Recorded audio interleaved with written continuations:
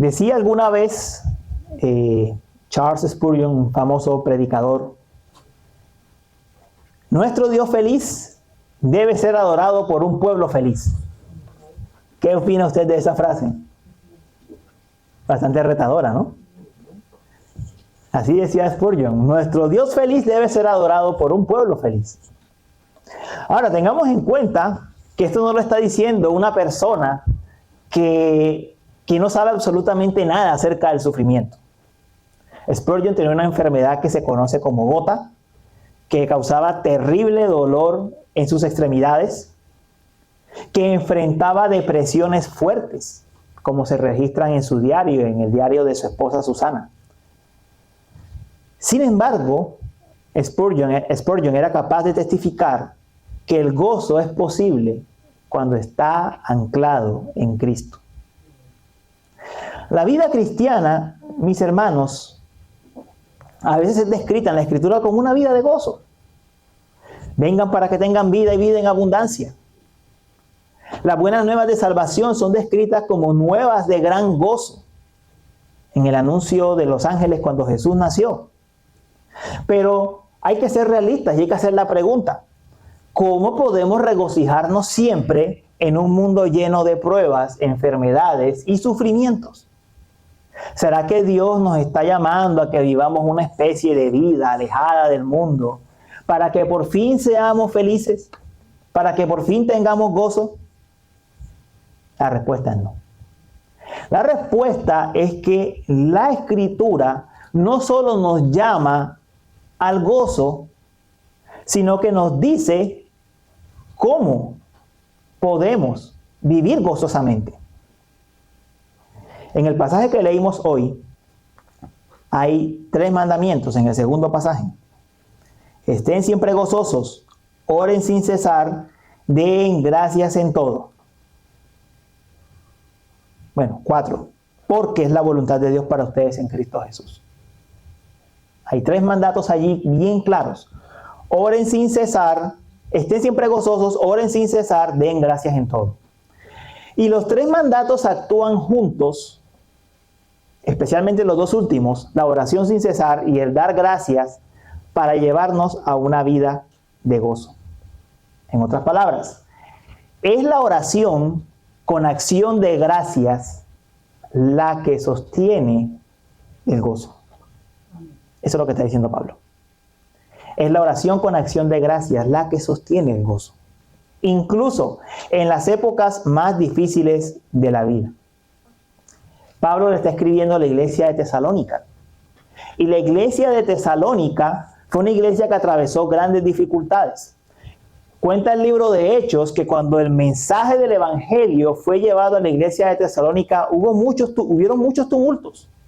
Hubo grandes revueltas. Los judíos se opusieron una y otra vez a la predicación del mensaje. Tanto así que a Pablo lo tuvieron que sacar de la ciudad. La plantación de esa iglesia no fue fácil. Además, por lo que muestran las 2 cartas de Tesalonicenses, parece que las persecuciones por parte de los judíos continuaron después que Pablo se fue. Entonces, no era una iglesia que estaba viviendo precisamente en un lugar tranquilo, a las que Pablo le escribe esta exhortación. Y sin embargo, a esta iglesia, en ese contexto tan difícil, Pablo le puede decir: estén siempre gozosos.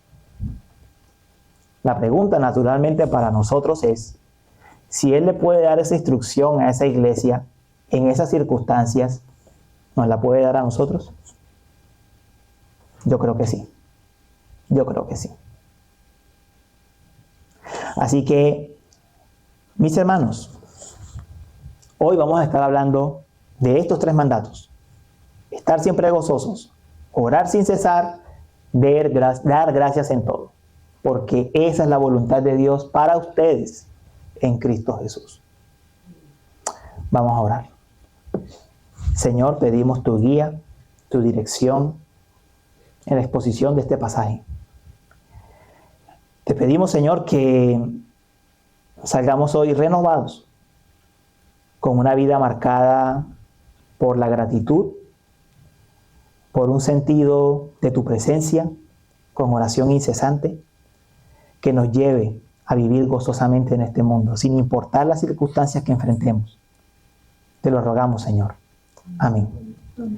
Bueno, se llama el papel de la oración con acciones de gracia en el gozo. El papel de la oración con acciones de gracia en el gozo. Y tiene 3 puntos. 1 es el mandamiento del gozo. 2, orar sin cesar. 3, dar gracias en todo. Entonces, en el mandamiento se nos dice, estén siempre gozosos. El gozo cristiano es muy diferente a la alegría del mundo. La alegría del mundo, o mejor dicho, la alegría como emoción, para ser más exactos, se basa en las circunstancias, en que nos fue bien, en que logramos un objetivo, en que a lo mejor estamos celebrando algo. En eso se basa la alegría emocional del ser humano. Pero el gozo del que habla la Escritura se ancla, está fundamentado en el carácter de Dios. Nuestro Dios, la palabra de Dios dice que nuestro Dios es un Dios bienaventurado. Eso en otras palabras significa, incluye la idea del gozo. Nuestro Dios es el bienaventurado, el bendito por los siglos. Nuestro Dios es un Dios feliz. Y lo segundo, en la obra que Él ha hecho a nuestro favor a través de Cristo. En eso está anclado. En otras palabras, el gozo cristiano es una respuesta a la gracia de Dios, por lo que Él nos ha concedido en la salvación.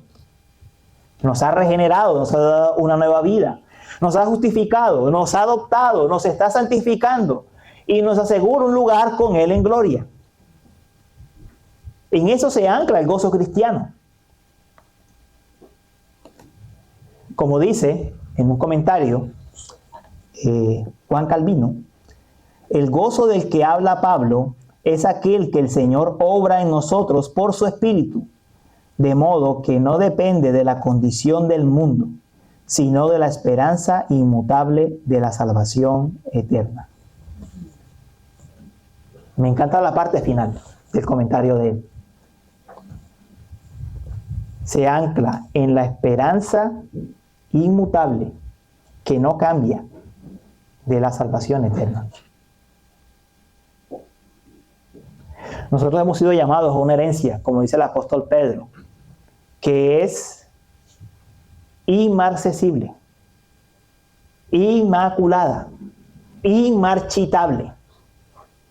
Es una esperanza que no se puede gastar, que no se puede corromper, que no se puede manchar. Es en esa esperanza que se ancla el gozo cristiano. El apóstol Pedro dice que regocijarse en Jesús es una de las marcas del cristiano fiel. En 1 de Pedro 1, verso 8 dice, a quien sin haber visto, ustedes lo aman, hablando de Jesús, y a quien ahora no ven, pero creen en Él, y se regocijan grandemente con gozo inefable y lleno de gloria. Y miren, ustedes no lo ven, pero ustedes creen en Él. Y se regocijan grandemente con gozo inefable y lleno de gloria. ¿Quieren un ejemplo bíblico? El mismo Jesús dijo que cuando Abraham vio su día, se gozó. Cuando vio el día de Cristo. Los ángeles anunciaron buenas de gran gozo. Los cristianos podemos regocijarnos. Debemos regocijarnos. Y el gozo, debemos recordar, es un fruto del Espíritu. Entonces, aquí viene la atención. Si es un fruto del Espíritu, todo cristiano, por definición, tiene gozo. Porque si el Espíritu vive en él, el Espíritu ha dado fruto. Y da fruto del gozo. Entonces, ¿por qué algunos parecen más gozosos que otros? Primero. Y segundo, ¿por qué Dios tiene que mandar el gozo si es un fruto? Bueno, la respuesta a las dos cosas es, primero, porque aunque es un fruto del Espíritu, hay ciertos medios de los que nos habla la Escritura, y aquí los vamos a mencionar hoy, de los que tenemos que hacer uso para que ese gozo sea más pleno. Y lo segundo, con respecto a que por qué se nos manda, dice mismo Calvino, a quien cité, se nos manda porque nosotros tenemos una tendencia a compadecernos de nosotros mismos. Nosotros tenemos la tendencia natural a lamentarnos y a condolernos de nuestra propia situación. En otras palabras, tenemos la tendencia natural de decir, pobrecito yo. ¿Es la tendencia natural del ser humano o no? ¿Sí? Es nuestra tendencia natural decir, pobre de mí, ay de mí, yo tan bueno que soy, ¿por qué me pasan todas las cosas a mí? Entonces la Escritura nos tiene que recordar, tienes un deber, que es gozarte. Y es un fruto, una virtud del Espíritu que está en ti. Miren, y aquí es donde la cosa se empieza a poner, tal vez no complicada, pero difícil de entender. Porque la Escritura no está diciendo que nosotros, para gozarnos, tenemos que dejar de experimentar dolor, preocupación o turbación. El apóstol Pablo dice en 2 Corintios 6, verso 10, como triste, pero siempre gozoso. Hablando de todo lo que él vivía en las persecuciones que él experimentaba, en las aflicciones que él experimentaba por la obra del ministerio. Él pudo decir, estoy como entristecido, pero siempre gozoso. Y uno dice, ¿cómo es eso? ¿Cómo es que puedo estar triste y al mismo tiempo con gozo? Bueno, yo le pongo un ejemplo.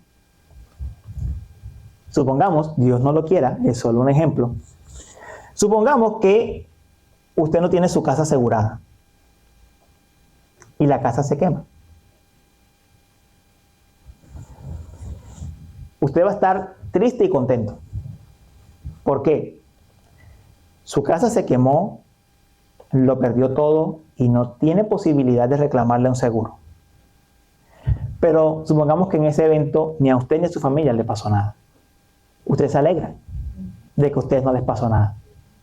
Entonces tiene la tristeza por un lado, pero por el otro tiene el gozo, tiene la alegría. Esto es lo que sucede con el gozo cristiano. El mundo es doloroso. El mundo entristece. Esta vida no es sencilla. Hay muchas situaciones que realmente nos abaten, traen sufrimiento, traen tristeza. Pero lo que nos estaba hablando todos estos pasajes que hemos citado, el de Pedro, el de esta misma carta primera Tesalonicenses, las citas que hemos dicho, es que el gozo se ancla en una esperanza que no cambia. Entonces, a pesar de que estamos viviendo todo lo que estamos viviendo en este mundo, el gozo puede prevalecer y el gozo puede crecer porque se ancla en lo eterno. ¿Sabe cuándo ocurre? ¿O en qué momento sucede la pérdida del gozo? Cuando no estamos mirando acá. Solo estamos mirando acá. Cuando nuestra mirada está demasiado puesta en los problemas y en las circunstancias pasajeras de este mundo. Y no vemos con los ojos de la fe la esperanza eterna que tenemos. Hermanos, para estar gozosos no tienen que solucionarse todos los problemas de nuestra vida. La Escritura nos reta a eso. Podemos estar gozosos en medio de un dolor muy profundo. Ahora, estar gozoso en una situación difícil no significa que vas a estar muerto de la risa todo el tiempo, como si nada estuviera pasando. No significa eso. El mismo pasaje de Pablo nos deja ver cómo se vive eso. Entristecido, pero siempre gozoso. No niega lo que la tristeza trae. No niega el sentimiento de tristeza. Pero en medio de esa tristeza podemos sentir gozo por lo que tenemos en Cristo Jesús. Por eso es que Pablo puede decir, estén siempre gozosos.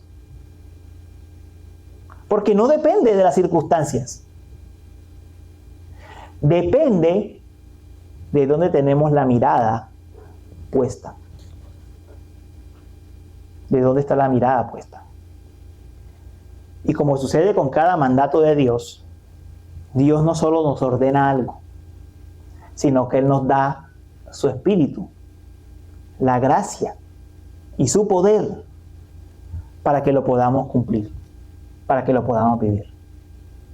Si usted esta mañana está luchando con el gozo, usted escucha esto y dice, pero yo no me siento así, y llevo mucho tiempo no sintiéndome de esta manera. No es porque el Señor no le haya dado las herramientas. El Señor ha prescrito cuáles son las herramientas que necesitamos. Tenemos que echar mano de ellas. Tenemos que echar mano de ellas. ¿Cuál es la primera? La oración. Eso nos lleva al siguiente punto. La primera herramienta es la oración.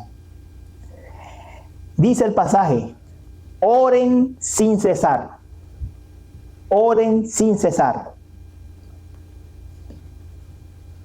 Dirá, bueno, ¿qué significa orar sin cesar? ¿Significa estar de rodillas las 24 horas del día, los 7 días de la semana?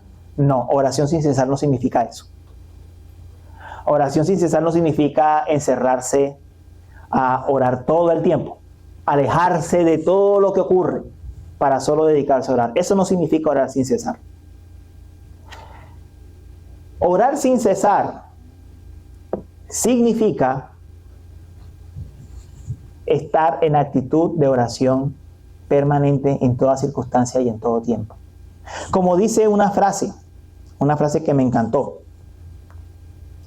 No es que los hombres no deban hacer nada más que orar, sino que nada de lo que hagamos debería obstaculizar la oración en el momento adecuado. Es decir, no es que me tengo que encerrar a orar todo el día, es que yo debo estar alerta de tal forma que ninguna circunstancia que esté viviendo me impida orar.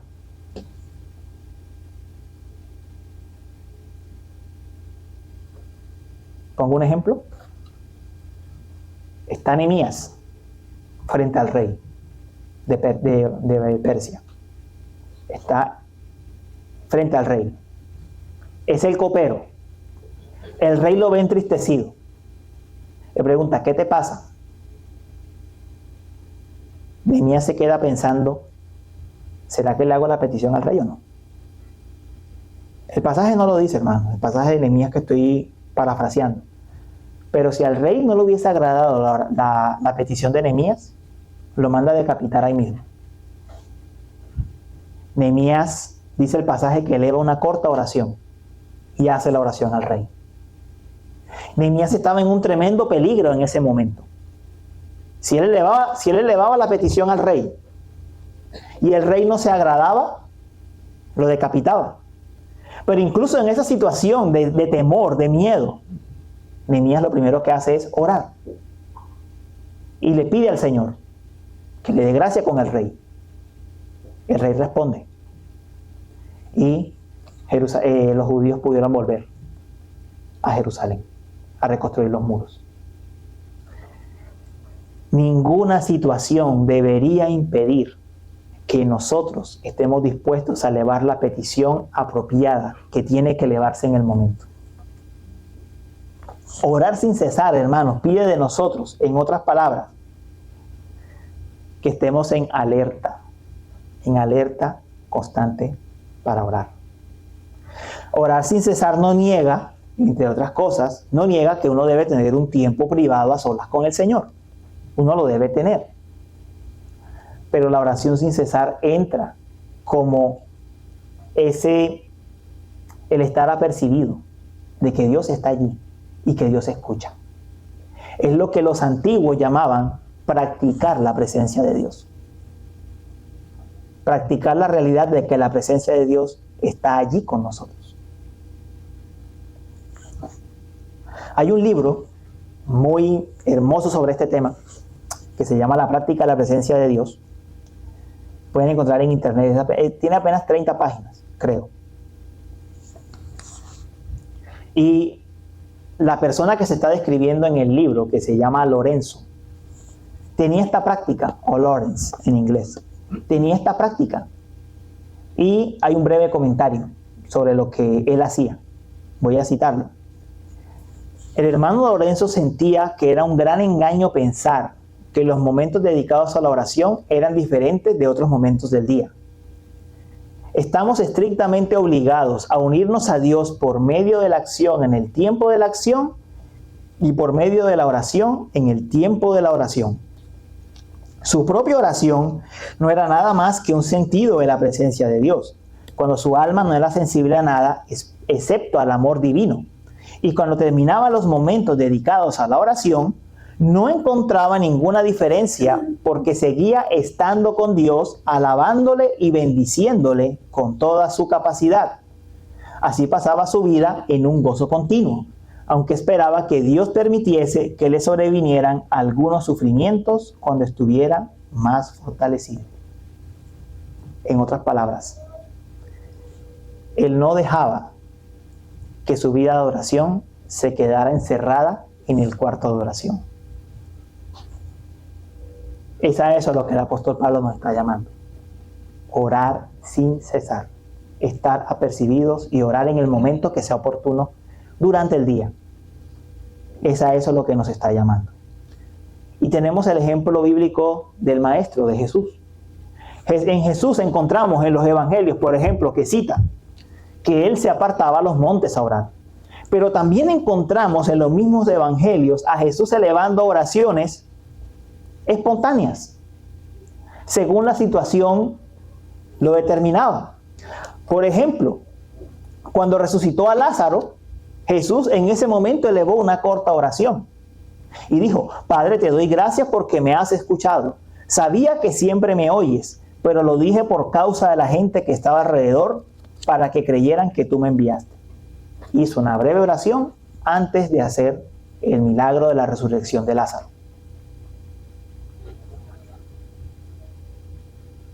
Lo que Pablo está diciendo es, esa vida de oración sin cesar es la que nos lleva a estar siempre gozosos.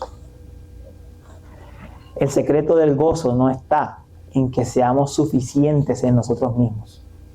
Está en que sepamos depender en todo tiempo en aquel que nos sostiene. Es eso. Para estar gozosos no hay que sentirnos fuertes. No hay que sentirnos siempre con la alegría de las emociones.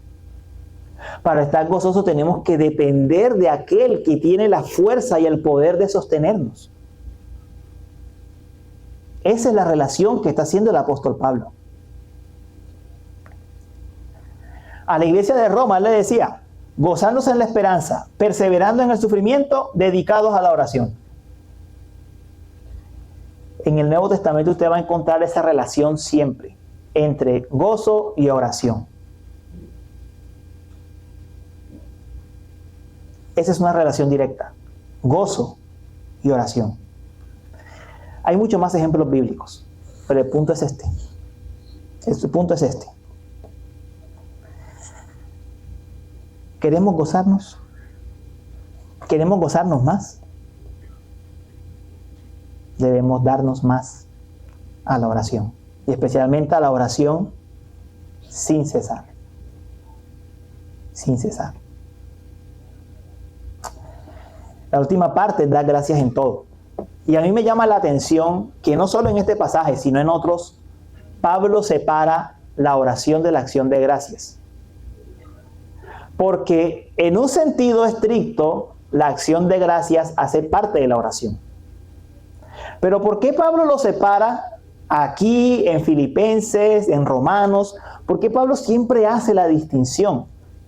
Yo creo que es más un asunto de énfasis. Es un asunto de recordarnos, cada vez que él habla de la oración, no se olviden de dar gracias. No se olviden de ser agradecidos.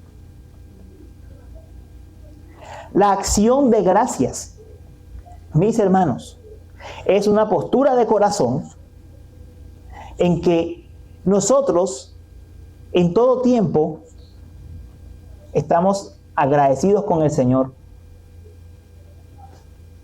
En cualquier circunstancia, sencillamente por quién es Él con nosotros. Por quién es Él con nosotros. No importa la circunstancia. No importa el lugar. No importa el momento. La acción de gracias que Pablo dice aquí, den gracias en todo, tiene que ver con eso. Dar gracias en todas las circunstancias. No estemos riendo o nos estemos lamentando. En todo momento. Y uno dirá, bueno, pero ¿cómo puedo estar yo dando gracias en circunstancias difíciles? Yo le voy a dar algunas razones bíblicas. La primera, aunque suene obvia, sus circunstancias siempre podrían ser peores. Siempre podrían ser peores. La segunda, que en ninguna circunstancia usted está solo o sola. En cualquier circunstancia que usted está viviendo, Dios está con usted. Porque su espíritu vive en usted, porque Él lo llena todo. Sobre todo, en cualquier circunstancia que usted está viviendo, usted tiene la promesa de que el Señor lo está formando a la imagen de su Hijo. Como leíamos en el pasaje de Deuteronomio, el Señor estuvo durante todo ese largo caminar con Israel en el desierto, con todo lo que ellos vivían, y Él les da una razón. Él les da una razón de por qué vivieron todo lo que vivieron. Y les dice, es que yo los estoy disciplinando a ustedes como un padre disciplina a su hijo. Aquí disciplina es formación. Es que yo los estaba formando a ustedes como un padre forma a su hijo. Aplique lo mismo. Es que el Señor nos está formando a nosotros en este caminar, en esta vida, con todas las cosas que nosotros pasamos, experimentamos, para hacernos más a la imagen de Cristo. La pregunta no es, Señor, ¿por qué me pasa esto a mí? Esa no es la pregunta. ¿Por qué me pasa a mí y no a otro? La pregunta es, Señor, ¿qué estás trabajando tú en mí con esto que estoy viviendo? ¿Qué es lo que tú estás trabajando en mí? Y muy probablemente usted no va a tener la respuesta. Y si no tiene la respuesta, usted tiene que descansar en que el Señor sí lo está formando a la imagen de su Hijo. Sí lo está formando a la imagen de Cristo.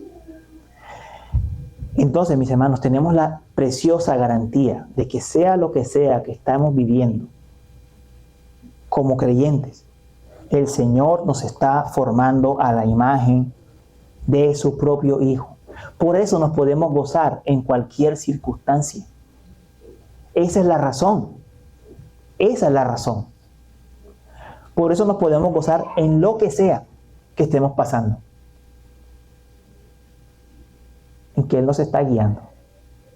Él nos está guiando. Como dice Romanos 8, verso 28. Y sabemos que a los que aman a Dios, todas las cosas les ayudan a bien. A los que son llamados conforme a su propósito. Le hago dos preguntas a usted esta mañana con eso. ¿Usted cree que Dios lo llamó y por eso lo ama? ¿Usted cree eso? Le hago la segunda pregunta. ¿Hay algo que no obre para su bien? Si usted encuentra algo que no obre para su bien, me avisa. Porque según el texto no hay algo que no obre para el bien del creyente. Hay una historia bien conocida. Tal vez ustedes han escuchado hablar de Corrie ten Boom. Yo la he mencionado varias veces en algunos sermones. Ella era prisionera en un campo de concentración nazi. Y en el cuarto donde ella estaba prisionera, habían pulgas. Y su hermana Betsy, también creyente, le dijo, gocémonos y démosle gracias a Dios. Y le decía a Corrie, incluso por las pulgas, incluso por las pulgas. Y le agradecieron al Señor por las pulgas. Tiempo después, cuando ya Betsy murió, ella murió en el campo de concentración, Corrie se dio cuenta que las pulgas mantenían alejadas a los oficiales nazis de ese lugar, de esa celda, y que por esa razón ellas podían orar y predicar el evangelio con tranquilidad por las pulgas. La pregunta que le hago es, ¿tenían que darle gracias por las pulgas? Sí, las pulgas eran motivo para dar gracias. No a todos nos va a pasar así. No todos vamos a ver directamente cuáles son las razones. El punto es que tenemos que confiar, hermanos. Como lo he dicho en varias enseñanzas, hermanos, es un asunto de fe. Es un asunto de creerle a Dios. En que podemos dar gracias en todo, en que debemos dar gracias en todo, porque esa es su voluntad. Y Él nos está haciendo como su Hijo, como Jesús. Ahora, todo esto termina de una sola forma. El final de este pasaje es porque esta es la voluntad de Dios para ustedes en Cristo Jesús. Mis hermanos, yo no sé si es la voluntad de Dios que usted se compre un carro nuevo. Yo no sé si es la voluntad de Dios que usted tenga una casa. Yo no sé si es la voluntad de Dios que usted vaya a X o Y college, o que usted consiga X o Y trabajo. Yo no sé si esa es la voluntad de Dios. Pero hay algo que la Biblia sí dice que es la voluntad de Dios para nosotros. Estén siempre gozosos, oren sin cesar, den gracias en todo. A veces nosotros como creyentes queremos conocer la voluntad de Dios que Él no nos ha dado. Y no somos tan celosos en conocer la voluntad de Él que Él sí nos ha dicho ya. Miren, el Señor aquí nos está dando el secreto de una vida plena y feliz. Nos lo está dando. Nos lo está diciendo. ¿Tú quieres vivir siempre con gozo en un mundo lleno de problemas? Ora sin cesar, da gracias en todo. Y la voluntad de Dios es esa, que lo hagamos y que estemos siempre gozosos. Es decir, Dios sí tiene una voluntad para que nosotros andemos con gozo en esta vida. Él sí la tiene. Y la voluntad no está en tu éxito personal o profesional o familiar o lo que sea. Ahí no está la voluntad de Él para que seamos felices en esta vida, para que andemos con gozo. La voluntad de Él es simple. Depende de mí. Confía. Busca mi poder. Busca mi presencia. Ora sin cesar. Y agradéceme en todo. Y entonces tendrás gozo. Y entonces tendrás gozo. Yo les hago una pregunta. ¿Ustedes quieren estar gozosos en todo tiempo? Yo quiero. Yo quiero. Este es el camino que el Señor nos marca. Yo quiero. Este es el camino que el Señor nos marca. Esa es su voluntad perfecta para nosotros en nuestra vida, para andar gozosos. Así que, mis hermanos, tal vez nosotros salgamos de aquí sin muchas de las respuestas que quisiéramos tener. Pero la respuesta que necesitamos, tal vez es la que nosotros no estamos buscando. Y el Señor, por gracia, nos las ha querido dar en esta mañana. ¿Quieres gozarte en Él? Ora sin cesar. Dale gracias en todo. El que confía, el que se humilla delante de Él, es el que conoce el gozo del Señor. Vamos a orar. Señor, te damos muchísimas gracias.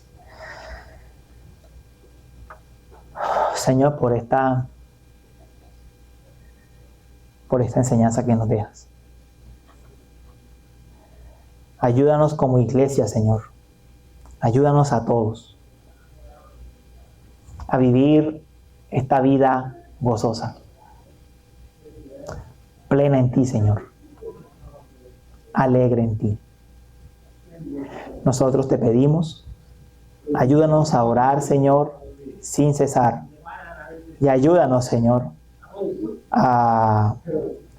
Ayúdanos, Señor, a agradecerte en todo tiempo. Te lo rogamos, Señor. Amén. Amén.